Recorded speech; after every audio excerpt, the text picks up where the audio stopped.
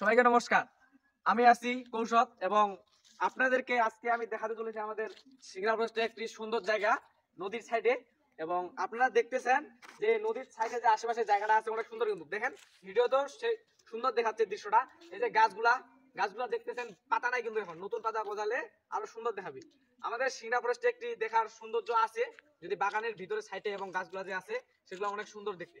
এবং এখানে বেতের গাছ আছে অনেক ছোট ছোট, যেগুলাকে বেত গাছে এখানে বেত ফল ধরে, অনেক রকমের ছোট ছোট ফল ধরা ধরা মানে লিচুর মতো ধরে আর কি ফলগুলা।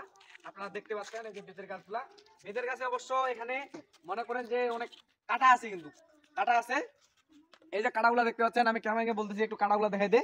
এই যে কাটাগুলো আপনারা দেখতেছেন, বেতের গাছে অনেক কাটা আছে এবং এই কাটাগুলো যদি হাতে লাগে বা কোথাও লাগে এখানে কিন্তু আটকে যাবে আমাদের। এই যে নিচেও এখানে বেতের গাছের কাটা আছে, এখানে আপনারা আরো এখানে অনেক বেতের গাছ আছে।